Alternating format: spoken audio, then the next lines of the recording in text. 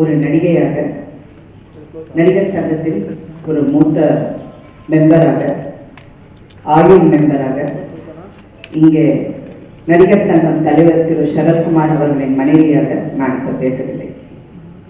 நான் ஒரு உறுப்பினராக பேசுகிறேன். நான் ஒரு சக நடிகை, எல்லாரும் கூட நடிக்கிறேன், இன்னும் நடிச்சுக்கிட்டு இருக்கேன். இன்னும் எல்லாரும் எனக்கு ஃப்ரெண்ட்ஸ். அந்த வகையில் நான் இங்கே வந்திருக்கேன்.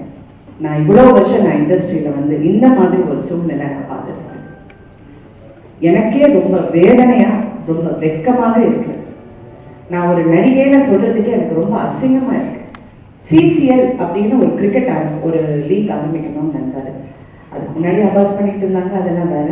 அப்போ ஆரம்பிக்கும் போது இல்லை, எல்லா நடிகர்களும் ஒன்று சேரணும், இது எல்லாரும் வந்தோன்னா ஃபேமிலிஸோடு வருவோம், சண்டே ஆனால் எல்லாரும் பிக்னிக்காக இருக்கும், ஒருத்தர் பேசிக்கிறதுக்கு விளையாடுறதுக்கு ஒரு சந்தர்ப்பம் இருக்கும் அப்படின்னு சொல்லி தான் திரு சரத்குமார் அவர்கள் இதை ஆரம்பித்தார். அங்கே இருந்து there was some misunderstanding going on. துபாயில் ஒரு சம்பவம் நடந்தப்ப ரொம்ப மரியாதை குறைவாக நடந்துக்கிட்டாங்க விஷால் அவர்கள்.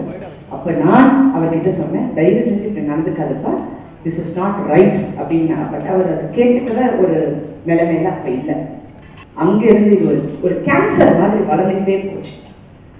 ஃபர்ஸ்ட் இந்த நடிகர் சங்கத்துக்கு பிரச்சனை வந்தது இந்த கையெழுத்து வேட்டைன்னு ஆரம்பிச்சாங்க.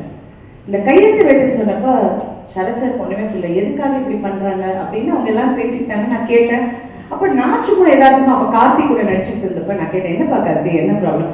இல்லைக்கா அது ஒன்றும் இல்லைக்கா, அது என்னமோக்கா அவங்க இப்படி என்னமோ. எனக்கு சரியாக பதில் அவர் சொல்லலை. நாசர் கிட்ட பேசினேன், நாசரும் எனக்கு சரியாக சொல்லலை. அப்போ நாங்கள் ஐஃபாவுக்காக மெக்காவும் போயிருந்தப்போ கமல் அவர்கள் எங்களோட வந்திருந்தார். அப்போ சரத் சார் சொன்னப்போ அவர் என்ன சொன்னாருன்னா, எல்லாரும் ஏதோ பேசணும்னு நினைக்கிறாங்க, பேசிக்கலாமே அப்படின்னு அவர் சொன்னார். சொன்னப்ப இங்கே வந்ததுக்கு அப்புறம் முதல் கையெழுத்து திரு கமல்ஹாசன் அவர்கள் போட்டார். அங்கிருந்து அடுத்த பிரச்சனை ஆரம்பிக்கிட்டு இன்னைக்கு வெட்கப்படுற அளவுக்கு இந்த பிரச்சனை வளர்ந்துருக்கு. இன்னைக்கு என் குடும்பத்தை தாக்குறாங்க, என் மகளை தவறாக பேசினார்கள், என் பிள்ளையை மகனை தவறாக பேசுகிறார்கள், என்னை தவறாக பேசுகிறார்கள். எனக்கு புரியல. நேற்று நான் இவர்கிட்ட காமிச்சு பூர்ணிமா கிட்ட எல்லாம் காமிச்சு நான் ரொம்ப வேதனைப்பட்டேன்.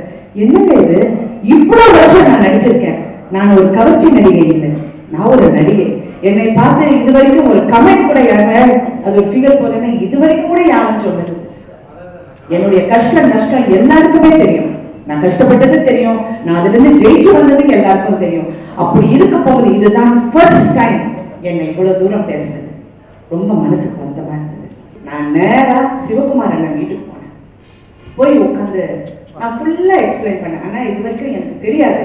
பட் நான் தனிப்பட்ட முறையில் என் நிறுவனத்துல என் லாயர்ஸை வச்சு, என்னுடைய அக்கௌண்ட்ஸை வச்சு என்ன இது அப்படின்னு நான் புரிஞ்சுக்கிறதுக்காக கேட்டுக்கிட்டேன்.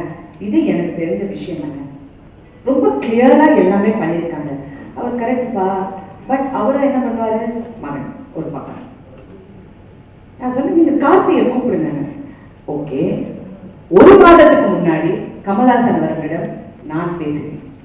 லண்டன்ல இருந்து என் மகளோட கான்வெகேஷனுக்கு போனப்ப வேற ஏதோ விஷயமா பேச போகும்போது நான் அவர்கிட்ட ஒரு 40 நிமிஷம் பேசினேன். நான் இதை பற்றி பேச போகும்போது நான் சொன்னேன், ரொம்ப அசிங்கமா இருக்கு கமல் சார், நீங்க இதுக்கு ஏதாவது அவர் இல்லை, ரவியும் நானும் சின்ன வயசுல இருந்து ஃப்ரெண்ட்ஸு, நாங்கள் அடிச்சுக்குவோம் பேசிப்போம், but is a very clever man, don't underestimate him அப்படின்னு சொல்றாரு.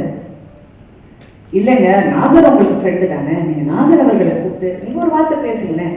சரத் சாரை நான் கூட்டிட்டு சரி ராதாரவி வேண்டான்னு சொன்னீங்கன்னா, ராதாரவி பேசுறது உங்களுக்கு பிடிக்கலன்னா சரி நான் சரத் சாரை கூட்டிட்டு வரேன் அப்படின்னு சொன்னேன்.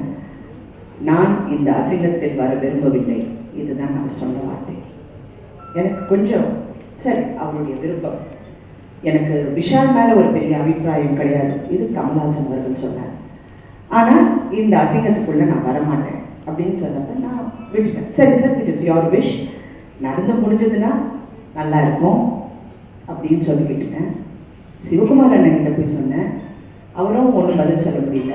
அப்பொழுது என் கூட பாரதிராஜா சார் அடுத்த நாள் அவர் போய் பேசினாரு.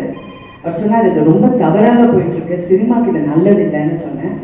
அவரும் யாருமே பதில் சொல்லவில்லை, யாருமே எதுக்கும் வரவில்லை. அப்போ கார்த்தி அவர்கள் என்கிட்ட பேசினாரு. நான் கேட்டேன், உனக்கு என்ன வேணும்பா, பில்டிங் போடணுமா? ஆமாக்கா. அப்பொழுது ரொம்ப நேரம் பேசினார் நடிகர் சங்கம். விஷால் பேசுனது நான் ஏழைகளுக்கு உதவணும், நான் ஏழைகளுக்காக நான் வேலை செய்யணும். நான் சிரிச்சிட்டேன். இதெல்லாம் தாண்டி நாங்க வந்துட்டோம்ப்பா, நீ இப்ப நடக்கிற விஷயம் சொல்லுங்க, உனக்கு என்ன வேணும் நடிகர் சங்கத்துல? ஏன் எல்லாருமே சில நடிகர்கள் இன்னைக்கு எவ்வளவு பேர் எனக்கு அன்னைக்கு நடந்த மீட்டிங்க்கு அப்புறம் எவ்வளவு பேர் எனக்கு போன் பண்றாங்க, வேதனைப்படுறாங்க. எங்க என்ன சும்மா வர சொன்னாங்க, எங்களுக்கு தெரியாது. வயலாக உட்படதான் அதே தான் சொல்றாரு. எனக்கு நான் என் பையனுக்காக நான் கூட போனேங்கிறாரு. யாருமே இந்த பிரிவினையை விரும்பவில்லை, யாருமே இந்த சண்டையை விரும்பவில்லை, யாருமே இந்த சண்டை வேண்டாம். எனக்கு நாசர் தெரியாதா? நாளைக்கு நாசர் என்ன பார்க்க மாட்டாரா? கார்த்தி என்ன பார்க்க மாட்டாரா? நான் சிவகுமார் அன்னைக்கு கேட்டேன், கார்த்தி என்னை பார்த்து 3 முறை என்னை பார்க்காம ஓடி விட்டாரு. எதுக்காக ஓடுற கார்த்தி? இன்னும் எவ்வளவு நாளைக்கு ஓடுவேன்? நான் தைரியமா அவங்க வீட்டுல போய் உட்கார்ந்து உங்ககிட்ட பேசுறேன், நீ வா என் வீட்டுக்கு. ஏன் இப்படி மேடை போட்டு? நான் பிரஸ்ஸை தவறாக சொல்லவில்லை, this is your job. But இது ஒரு விஸ்வரூபமாக எடுத்துக்கொண்டு போயிட்டே இருக்கு. கடைசியில 2ஆம் தேதி யாரோ ஒருத்தர் இந்த சங்கத்துக்கு சம்பந்தம் இல்லாத ஒரு கைதான ஒரு நபர் மேடை ஏறி என் கணவரை பத்தி அவளை இப்ப நான் மனைவியாக பேசுகிறேன், என் கணவரை பத்தி அவளை அசிங்கமாக பேசுனது எனக்கு உண்மையிலேயே எனக்கு இதை விட வேதனை எதுவுமே கிடையாது. நான் விஷாலிடம் நேர்த்து கேட்டேன், எதுக்கு அதை அலோவ் பண்ணாங்க? பதில் சொல்ல முடியும். அரசியல்னா இது என்ன அரசியலா? அரசியல் மேடையா? அரசியல் நான் 89 இருந்து அரசியல் இருந்திருக்கேன். எல்லா மேடைகளும் நான் பார்த்திருக்கேன், வெற்றி தோல்வி எல்லாமே சந்திச்சிருக்கேன், எல்லாரும் எங்களை திட்டுறது கேட்டிருக்கேன். அது வேற, அது மக்களின் பிரச்சனை. அது 1000 பேருக்கு 1000 கருத்து இருக்கலாம். ஆனால் இது சினிமா நடிகர்களின் பிரச்சனை. 3000 சொச்சம் ஓட்டர்ஸ் அவ்வளவுதான் பிரச்சனை. இது நீ இங்க உட்கார்ந்துக்கிட்டு என்னமோ ஒரு இது பண்ணிக்கிட்டு செல்ஃபி எடுத்துக்கிட்டு மக்கள் ஏழைகளுக்கு என்ன இது? யார்கிட்ட நீங்க போடுறீங்க? எங்களுக்கு தெரியாதா? இதுல என் கணவர் கமலஹாசன் அவர்களை குற்றம் சாட்டினார். இப்பொழுது நான் அவர் ஒரு இடம் சொல்றேன், ஒரு விஷயம் சொல்றேன். அவர் எல்லா விஷயத்துக்கும் போய் நிற்பார். சில விஷயங்கள் எனக்கு உடன்பாடு இல்லை, பட் அவருடைய எதுக்காக போறேன்? 36 மணி நேரம் அந்த உத்தம வில்லன் படத்துக்காக உட்கார்ந்து, விஸ்வரூபம் படத்துக்கு போய் உட்கார்ந்து எவ்வளவு விஷயங்கள் நடந்தப்ப நான் கமலஹாசன் அவர்கள் எனக்கு நன்றி சொல்லுங்கன்னு நான் சொல்றேன். நீங்க நன்றியே சொல்ல வேண்டாம் சார், நீங்க பெரிய நடிகர், நாங்க உங்களை கௌரவப்படுத்துறோம், உங்களை அப்படி அண்ணாந்து பார்க்கிறோம். ரஜினிகாந்த் சாரியோ கமல் சாரியோ நாங்க கௌரவப்படுத்துறோம், நடிகர்கள் எல்லாம் முன்னாடி கொண்டு கௌரவப்படுத்த போகும்போது நீங்க எல்லாம் வரீங்கல்ல சார். இந்த சண்டை ஒண்ணு நடக்க போகும்போது நான் கேட்கிற ஒரு தாழ்மையான வேண்டுகோள், நீங்க ஏன் வர மாட்டேங்கிறீங்க? அதுதான் வருத்தம், அதுதான் திரு சரத்குமார் அவர்களுக்கு வருத்தம். நான் இன்னைக்கும் சொல்றேன், நீங்க தயவு செஞ்சு நடிக்காத, நாங்க நிக்க மாட்டோம், நிற்போம். ஜெயிக்கிறதுக்கு எல்லாமே நாமளும் முயற்சி பண்ணோம், வெற்றி தோல்வியெல்லாம் செகண்டரி.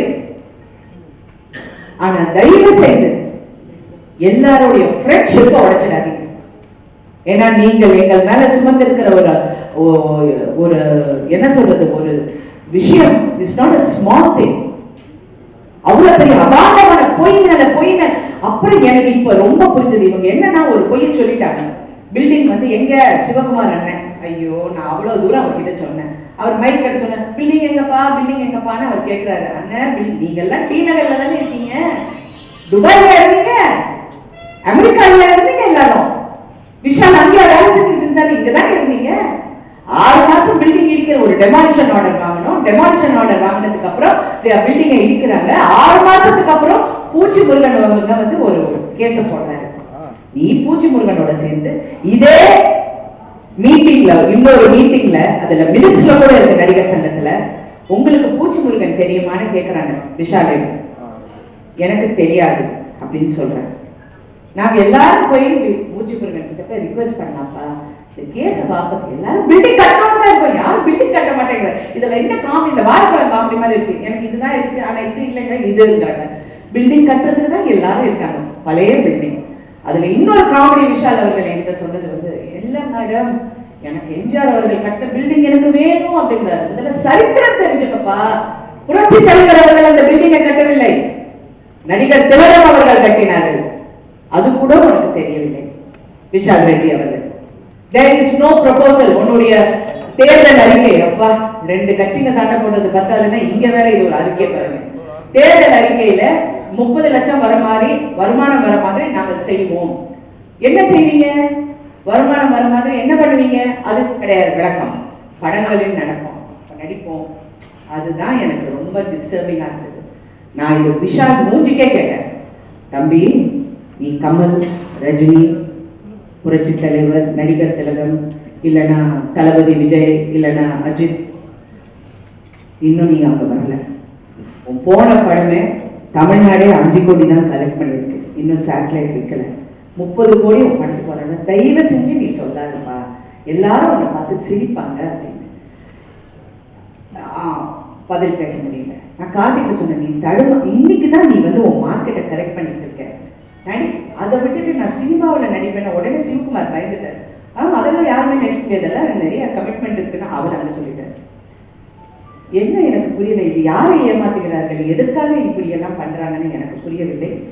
ஒன்னே ஒரு நல்ல விஷயம், இன்னைக்கு தயாரிப்பாளர் சங்கம், பெப்சி, டைரக்டர்ஸ் யூனியன் எல்லாரும் ஒன்று சேர்ந்து இது ரொம்ப அசிங்கமா போயிட்டு இருக்கு, இதோட நிறுத்தணும். நான் இது என்னுடைய தாழ்மையான வேண்டுகோள்.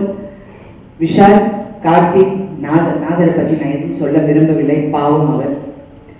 ஆனா அவங்க அனைவரும் கொஞ்சம் சிந்திச்சு பாருங்க, உங்களோட காம்ப்ரமைஸ் சொல்லாதீங்க. இது காம்ப்ரமைஸ் கிடையாது. we are friends. நீ வந்தாலும் பிரச்சனை, நாங்க வந்தாலும் பிரச்சனை. இன்னைக்கு நாங்க எல்லாரும் வந்திருக்கோம். இதுல இன்னைக்கு இந்த சின்ன ஒரு ஏற்பாடு வந்து ஒரு ஷார்ட் நோட்டீஸ்ல ஏற்பாடு பண்ணது.